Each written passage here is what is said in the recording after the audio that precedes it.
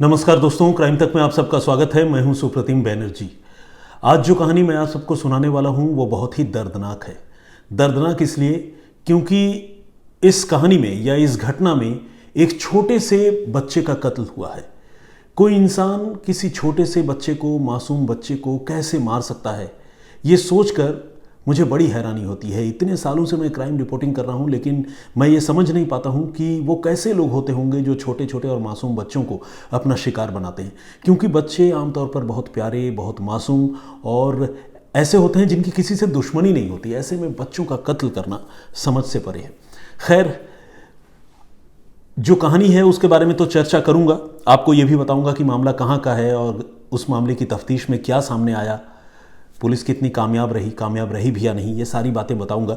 लेकिन इससे पहले कल जो मैंने दिल्ली के साक्षी मर्डर केस के बारे में अपना एक वीडियो आप लोगों के सामने मैं लेकर आया था, उस वीडियो में मैंने अपनी जो एनालिसिस की थी उसके बारे में मैं थोड़ा आप लोगों से बात करना चाहता हूँ। मैंने यहाँ ये कहा था कि इस तरह की घटनाओं को रोकने का तरीका क्या हो सकता है, और उसी क्रम में मैंने ये कहा था कि एक तो अगर बच्चे अपने घर वालों के साथ थोड़ा सा अपनी पर्सनल लाइफ और बाहर की लाइफ, दोस्तों वाली लाइफ अगर शेयर करें तो शायद माँ बाप उनको सही तरीके से गाइड कर पाएंगे कि उनके लिए क्या अच्छा होगा और क्या बुरा होगा। ये बहुत ज़रूरी है। साक्षी और साहिल के केस में ये बात मिसिंग थी। ये एक पॉइंट मैंने सामने रखा था। दूसरा, मैंने ये कहा था कि हम हर किसी को अपने बिहेवियरल अप्रोच के बारे में, यानी हम लोगों के साथ किस तरह से पेश आते हैं, इसके बारे में थोड़ा सा रिविजिट करने और अपने आप में आत्मनिरीक्षण करने, जिसको हम इंग्लिश में कहते हैं इंट्रोस्पेक्ट करने की ज़रूरत है, ताकि हमारा व्यवहार इतना इम्पल्सिव ना हो कि उस इम्पल्सिव बिहेवियर की वजह से सामने वाले को कोई दिक्कत हो या सामने वाले की वजह से मुझे कोई दिक्कत हो। तो इस पर भी गौर करना ज़रूरी है। इस पॉइंट का भी मैंने जिक्र किया था। साथ ही मैंने ये भी जिक्र किया था कि जाने अनजाने कोई भी आदमी किसी दूसरे आदमी को इस तरह से इंस्टिगेट न कर दे, उकसा न दे, ललकार न दे, जिससे वो आदमी बगैर फ़ायदा नुकसान सोचे हुए, कैलकुलेट किए हुए किसी पर हमला कर दे या किसी की जान ले ले। खासकर मैंने जिक्र किया था साक्षी के उस बिहेवियर का जिसमें उसने इस लड़के को न सिर्फ दूसरे लड़के से डराया था या धमकी दिलवाई थी, बल्कि उसके बाद उसे फ़ोन करके लगातार ललकार रही थी कि तुम्हारी बदमाशी कहाँ गई, जब तुम्हें वो डरा रहा था तब तो तुम बिल्कुल चुप लगा गए थे। तो इस तरह की बात कहकर जाने अनजाने साक्षी ने साहिल को उकसाया था। मैंने इस बात की भी चर्चा की और मैंने ये कहा कि इस तरह के बिहेवियर से भी हम लोगों को थोड़ा रिस्ट्रेन करना चाहिए, रुकने या बचने की कोशिश करनी चाहिए। मेरे ये कहने का ये कतई मतलब नहीं था कि साक्षी ने जो किया उसकी सज़ा तो वही है या उसको तो मौत मिलनी ही चाहिए, या साहिल जो है उसने जो किया वो ठीक किया।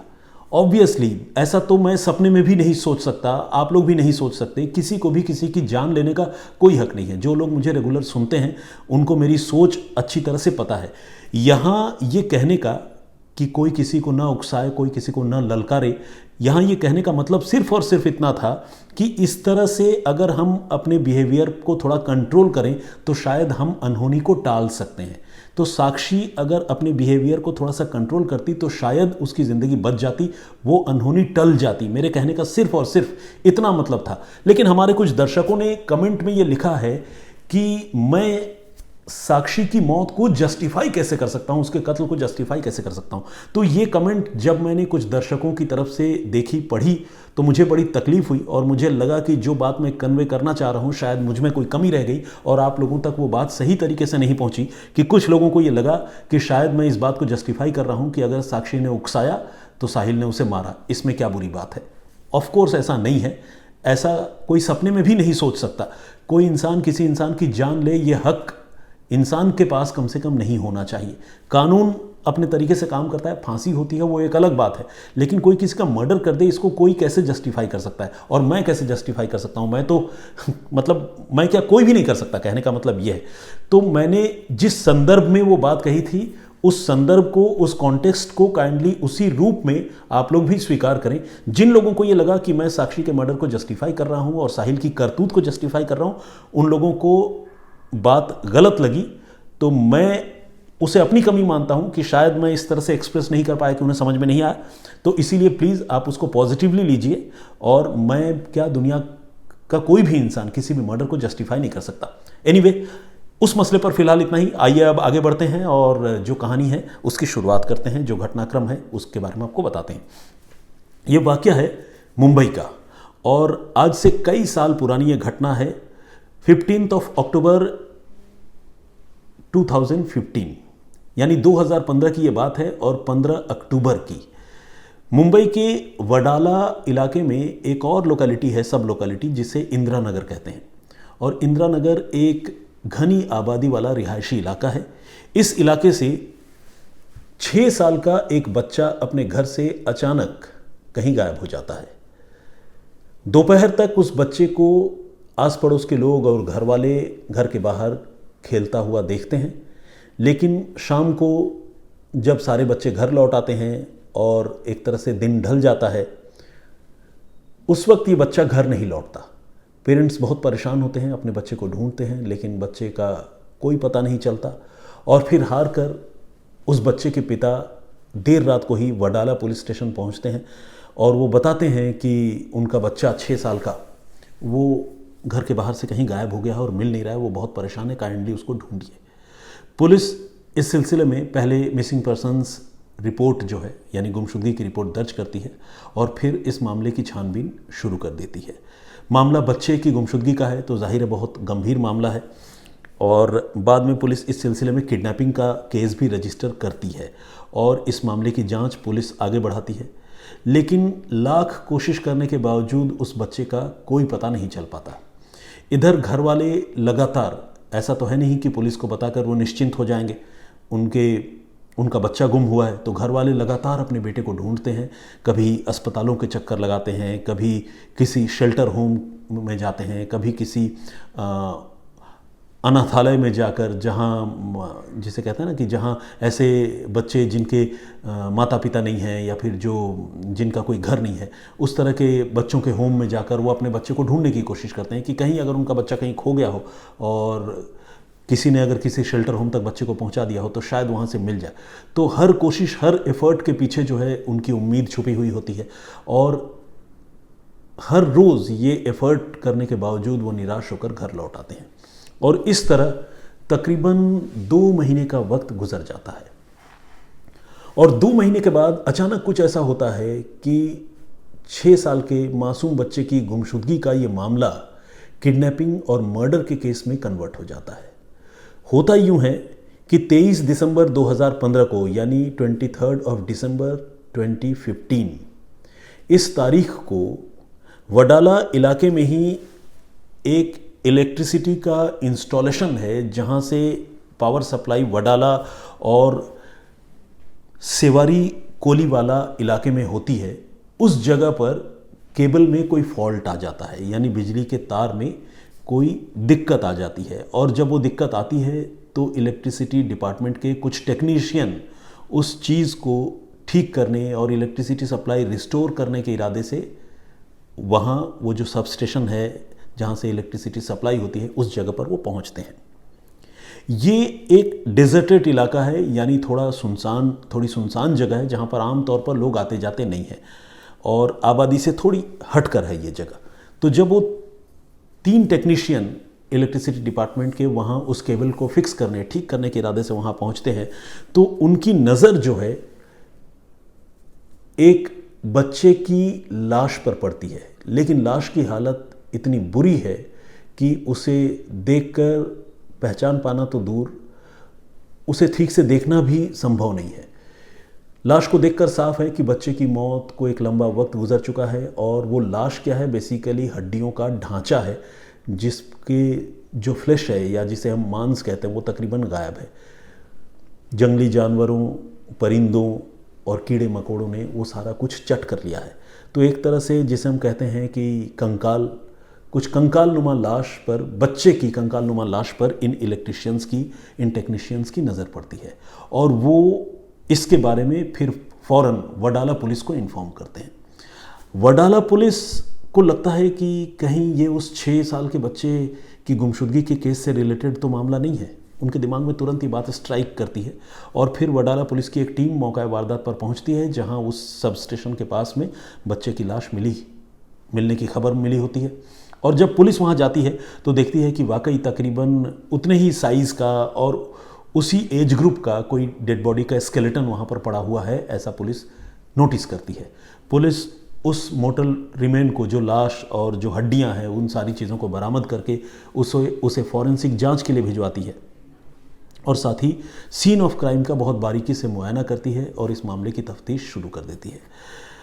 तफ्तीश शुरू करने से पहले पुलिस जो है उस बच्चे के घर वालों को खबर देती है और ये बताती है कि आप एक बार प्लीज़ मौका वारदात पर आइए, हमें एक बच्चे की लाश मिली है, कंकाल नुमा लाश, और चूंकि आपके घर का बच्चा तकरीबन 2 महीने से गायब है, तो एक बार आकर आप देखिए कि कहीं ऐसा तो नहीं कि ये बच्चा आप ही का हो, मतलब लाश आप ही के घर की बच्चे की हो।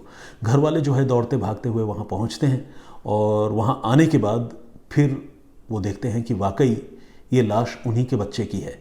उसकी वजह यह है कि लाश को देखकर तो खैर पहचान पाना बड़ा मुश्किल है, लेकिन जो कपड़े वहाँ मौके पर पड़े हुए थे उन कपड़ों से घर वाले पहचान लेते हैं कि ये उन्हीं के बच्चे की लाश है। उन पर तो बिजली गिर जाती है, जो उम्मीद का दिया उनके मन में टिमटिमा रहा होता है वो भी एक झटके में बुझ जाता है। बहुत वो निराश हो जाते हैं, रोने लगते हैं। पुलिस वाले किसी तरह से उन्हें हौसला देते हैं, घर भेजते हैं और कहते हैं कि वो इस मामले की तफ्तीश करेंगे और गुनहगारों को ज़रूर सज़ा दिलवाएंगे। घर वाले हालांकि नाउम्मीद वापस जाते हैं और उनके पास करने के लिए कुछ बचा भी नहीं है।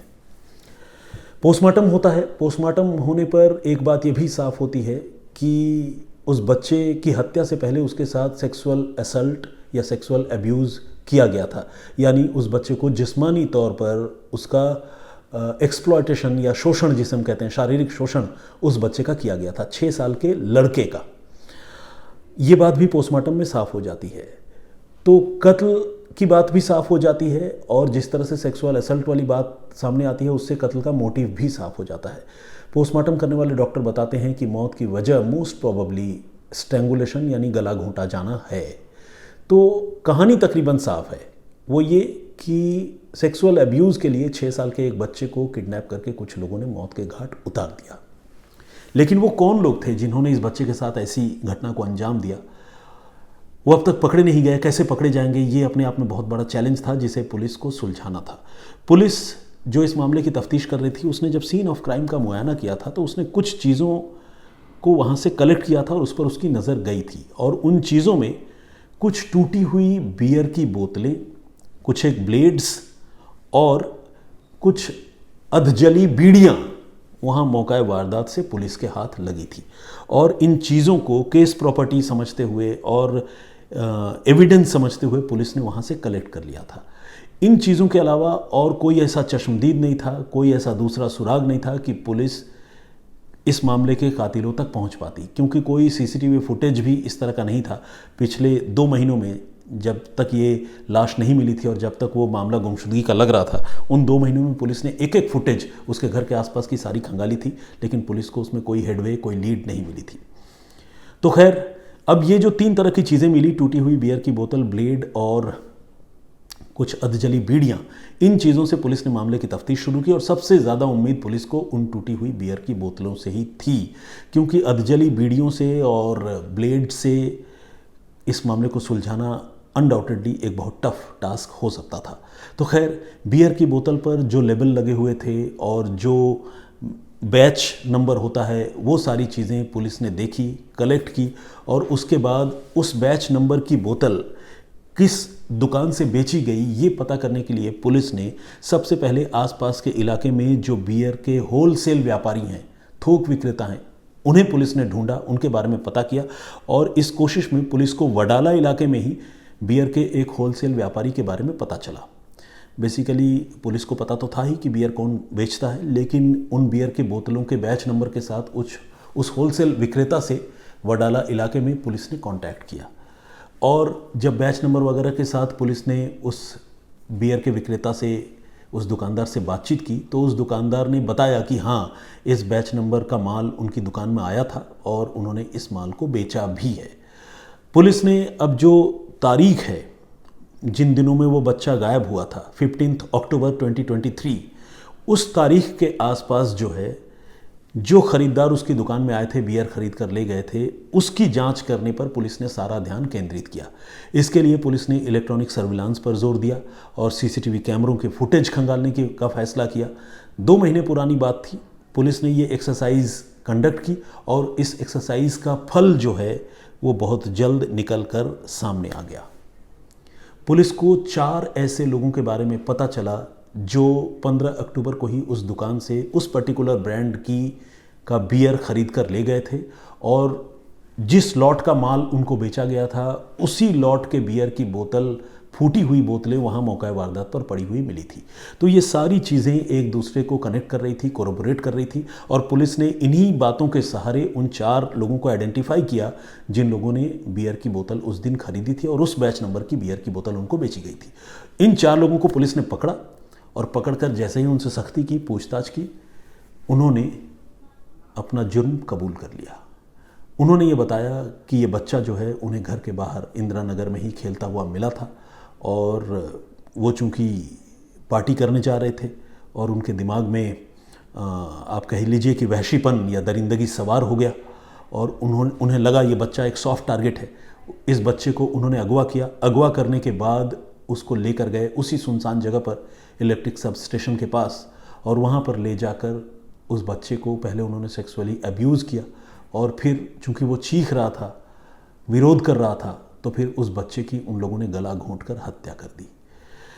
ये जो 4 लोग हैं, ये चारों मजदूर थे जो छोटे मोटे कामकाज करके गुजर बसर करते थे, ऑड जॉब्स करते थे, लेकिन उन्हें शराब पीने की बुरी लत थी और इसी मैनोशी की लत में, शराब पीने की आदत के सिलसिले में उन्होंने एक और संगीन गुनाह को अंजाम दिया जिसमें उन्होंने एक छोटे से बच्चे को टारगेट करके उसके साथ रेप करने की कोशिश की और फिर उसकी हत्या कर दी। खैर 2 महीने बाद ही सही, बियर की बोतलों से ही सही, पुलिस ने इस मामले को सुलझा लिया और गुनहगारों को सलाखों के पीछे भेज दिया गया। ये थी पूरी कहानी। आपको बताऊं कि इस मामले का लेटेस्ट अपडेट क्या है, उन लोगों को अदालत से अब तक सज़ा हुई या नहीं हुई, इसके बारे में मेरे पास अप टू डेट इन्फॉर्मेशन नहीं है, लेकिन अगर कोई जानकारी मुझे और मिल पाती है तो मैं आप लोगों को किसी भी रोज़ उससे अपडेट करूंगा, आप लोगों को बताऊंगा। लेकिन आज की ये कहानी यहीं तक, जिसमें एक छोटे से बच्चे के दर्दनाक मौत की कहानी जो है वो थी और ये कहानी तकलीफ़देह ज़रूर थी, लेकिन इस मामले में थोड़ी राहत या सुकून भी है कि कम से कम गुनहगार धर लिए गए, पकड़ लिए गए और उन्हें अदालत से कड़ी सज़ा मिली होगी, ऐसी हम उम्मीद करते हैं, क्योंकि घटना 2015 की है तो अब तक हो सकता है कि उन्हें सज़ा हो भी गई हो। बहरहाल आज के लिए इतना ही, लेकिन इस सिलसिले को ख़त्म करने से पहले आइए कुछ कमेंट्स पढ़ते हैं और कुछ आप जैसे कुछ अच्छे और सुधी दर्शकों के नाम भी लेते हैं। राघवेंद्र तिवारी जी हैं, उन्होंने लिखा है कि सर जी कहानी सुनाने के लिए बहुत बहुत धन्यवाद, शुक्रिया। उन्होंने कहा है Jeevan Gurung ji, right review, teenage girls and their family must be cautious, anyway killer is killer, court could give him death penalty as soon as possible. उन्होंने बहुत सही बात लिखी है। घर वालों को सजग सतर्क रहना और ख़ासकर नए उम्र के लड़के लड़कियों को गाइड करना बहुत ज़्यादा ज़रूरी है और अदालत जो गुनहगार है उससे सख्ती से निपटेगा, ऐसी उम्मीद की जा सकती है। हिमांशु शर्मा जी, इन्होंने ये लिखा है कि शर्म कीजिए, लड़की के लिए बोल रहे हो, ये सब उसकी वजह से हुआ। हिमांशु जी, मैंने अपनी बात इस वीडियो के शुरुआत में ही क्लियर की है। ऐसा मैंने कभी भी नहीं कहा कि जो कुछ हुआ उस लड़की की गलती की वजह से ही हुआ और उस लड़की के साथ ऐसा ही होना चाहिए था। मेरे कहने का ऐसा कतई मतलब नहीं है, लेकिन अगर हम किसी चीज़ को इस तरह से एनालिसिस करते हैं कि किसी घटना को रोका कैसे जाए, तो ऑब्वियसली उसके प्रॉब्लम पॉइंट को आइडेंटिफाई करना, उसको पहचानना बहुत ज़्यादा ज़रूरी है। और अगर हम उसे पहचानने के क्रम में कौन सही था, कौन गलत था, किसने क्या किया, इन चीज़ों का एनालिसिस नहीं करेंगे तो शायद हम कभी उस परेशानी तक नहीं पहुंच पाएंगे। तो इसीलिए जो लड़की के साथ हुआ उसको ना तो मैं जस्टिफाई कर रहा हूँ और नहीं ये कह रहा हूँ कि साक्षी के साथ जो हुआ वो ठीक हुआ, लेकिन जो गलतियाँ थी उन चीज़ों को पॉइंट आउट करके मैं इस परेशानी से, इस तरह की घटनाओं से हम सारे लोगों को बचाने की जो कोशिश है, जो सोच है, जो मकसद है, उसको मैं आप लोगों तक पहुंचाना चाहता हूं। तो इसीलिए हिमांशु जी, ऐसा कतई मत समझिए कि मैं उस लड़की के बारे में कुछ गलत बोल रहा हूं या गलत सोच रहा हूं। हिमांशु शर्मा जी बहुत नाराज़ हैं, उन्होंने एक आध और कमेंट लिखा है, उसमें भी उन्होंने मुझे बड़ी लानतें भेजी है। लेकिन हिमांशु जी, आई होप कि मेरा मैसेज आप तक कन्वे हो गया होगा। और अगर आप सिर्फ कमेंट वाले सेक्शन को सुन रहे हैं तो प्लीज़ इस वीडियो के शुरू में मैंने जो अपना पॉइंट ऑफ व्यू क्लियर किया है, काइंडली आप उसे भी ज़रूर सुनिएगा। और भोरनिया यशस्वी के नाम से एक टाइटल है, सरनेम है, मतलब माफ़ कीजिएगा नाम है, सरनेम तो मैं पढ़ नहीं पा रहा हूँ, समझ नहीं आ रहा मुझे, लेकिन यशस्वी ने अपनी बात रखी है, उनका मैं बहुत बहुत स्वागत करता हूँ। और बाकी मुर्मू भूँया जी, मिस्टर उमेश भूँया जी, क्या ही बोलूँ सर, मैं उस लायक नहीं हूँ कि मैं मौत के बारे में कह सकूँ। इन्होंने अपनी बात लिखी है, अगर दुनिया उसके मर्डर, अगर किसी को उकसाने पर मर्डर होने लगे तो दुनिया ख़त्म हो जाएगी। देखिए, एक बार और मैं आपके कमेंट के बहाने अपनी बात रखना चाहूँगा। किसी के उकसाने पर कोई मर्डर कर दे ये सही नहीं है, लेकिन ये बात सच है कि उकसाने पर लोग कई बार मर्डर कर देते हैं। तो बेहतर ये है कि किसी को न उकसाया जाए। मेरे कहने का मतलब सिर्फ और सिर्फ इतना ही है। मैं ये नहीं कह रहा हूँ कि अगर कोई उकसाए तो उसको मार ही देना चाहिए। तो दोनों बातों में बड़ा फ़र्क है और बारीक लकीर है, उसे समझने की ज़रूरत है। बहुत सारे लोग जो है इस चीज़ को गलत तरीके से ले रहे हैं। तो खैर, इसका कोई मेरे पास हल नहीं है। राजेंद्र कुमार जी ने भी बड़ी तल्ख बात लिखी है। उन्होंने लिखा है कि अगर तुम्हारी लड़की के साथ होगा फिर खोजना ट्रिगर पॉइंट। राजेंद्र जी, आपने मुझे गलत समझा। खैर, हर किसी की अपनी सोच है, मैं हर किसी को मेरी तरह से सोचने के लिए मजबूर नहीं कर सकता हूँ। मोहम्मद इस्लाम जी का भी कमेंट आया है, बहुत स्वागत आपका। यशपाल सिंह जी, इन्होंने लिखा है कि साहिल खान का पूरा नाम लेने में शर्म आ रही है। नहीं, बिल्कुल शर्म नहीं आ रही है। साहिल खान का पूरा नाम लेने से अगर आपको संतुष्टि मिलती है तो मैं साहिल खान और उनके पिता सरफराज का भी नाम, उसके पिता सरफराज का भी नाम लेना चाहूँगा। लेकिन ऐसा कुछ नहीं है। देखिए, हर चीज़ में अगर आप एक इंटेंशन ढूंढने लगे ना, और हर चीज़ में अगर आप ये सोचने लगे, कैलकुलेट करने लगे कि मैं नाम पूरा ले रहा हूँ तो क्यों ले रहा हूँ, अगर आधा नाम ले रहा हूँ तो उसके पीछे मेरा क्या मकसद है, तो इस तरह से तो आप जिसे कहते हैं ना कि हर किसी को कटघरे में खड़ा कर सकते हैं। क्योंकि जब आदमी लाइव कहीं पर आकर कुछ चीज़ बोलता है और आप उसे सुनते हैं तो बहुत सारी चीज़ें दिमाग में रहती हैं, आप ऐन मौके पर बोल नहीं पाते, और बहुत सारी चीज़ें आप ज़्यादा भी बोल जाते हैं जिसको बाद में शायद आपको एडिट करना चाहिए, आप एडिट नहीं कर पाते। तो इसीलिए इतनी आसानी से किसी को भी जज कर लेना और किसी को भी किसी चीज़ के लिए दोषी मान लेना वो ठीक नहीं है। तो ये मैं सिर्फ अपने लिए नहीं कह रहा हूँ, जिनके साथ बुरी घटनाएं होती हैं, जो हादसे का शिकार होते हैं, उनको भी हम दोषी नहीं कह सकते। तो मेरे कहने का मतलब वही है कि मैंने कभी ये नहीं कहा कि साक्षी जो है वो दोषी है, लेकिन मैंने ये ज़रूर कहा कि ट्रिगर पॉइंट ये था कि साक्षी ने जाने अनजाने में उस लड़के को उकसा दिया था। इसका ये मतलब नहीं है कि लड़का जो है उकसाने के बदले में मर्डर कर दे, मैं ये नहीं कह रहा हूँ। तो आप इस चीज़ को काइंडली समझिए।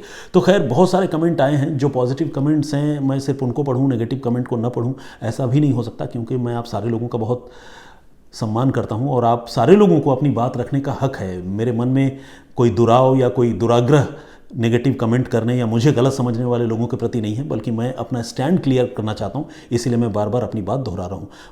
प्रभजोत सिंह जी का कमेंट है, जुबैर अंसारी साहब का कमेंट है, प्रेरणा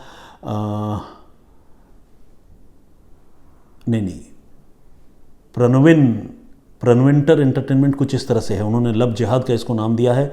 जुबैर अंसारी हैं और जहीदुल इस्लाम, अली इमरान, सरिता चौहान और रूपा चट्टोपाध्याय जी का भी कमेंट है। शमीम अहमद जी हैं, नेचर डाइवर्स स्पेक्ट समथिंग है आईडी, उन्होंने भी जो है बहुत ज़्यादा गुस्से का इजहार किया है। पवन शर्मा जी ने अपनी बात रखी है। बिंदिया भट्ट भाटिया जी का कमेंट है और तमाम शिकायतों और गुस्सों के बीच बिंदिया भट्ट भाटिया जी का कमेंट जो है थोड़ा सा ह्यूमरस है और thank you very much. Vinod Bir Khani ji का भी कमेंट है, बहुत बहुत धन्यवाद आपका, स्वागत है आपका।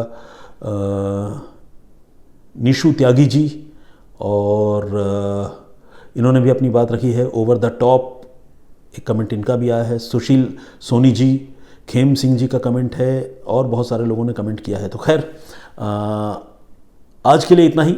बहुत ज़्यादा आप लोगों के गुस्से और आलोचनाओं का मुझे शिकार होना पड़ा है, जिसकी वजह से जाहिर सी बात है थोड़ा सा आहत भी है मन। मैं अगर उसको छिपाने की कोशिश करूं तो शायद अच्छा नहीं होगा, लेकिन आई होप कि मैं जो बात कहना चाहता हूं वो बात आप लोगों तक आज के इस एपिसोड के ज़रिए कम से कम पहुंचाने में कामयाब रहा होऊंगा। मैं फिर हाजिर होऊंगा किसी और वाकई किसी और कहानी के साथ। तब तक मेरे साथ प्लीज़ बने रहिए और जिस तरह से आप मुझे सपोर्ट करते हैं उस तरह से सपोर्ट भी प्लीज़ कीजिए और अपनी कमेंट, अपने राय ज़रूर कमेंट बॉक्स में लिखकर भेजिए। मैं फिर हाजिर होऊंगा किसी और वाकई किसी और कहानी के साथ। तब तक के लिए मुझे इजाज़त दीजिए। अपना बहुत ख्याल रखिए। जय हिंद, जय भारत।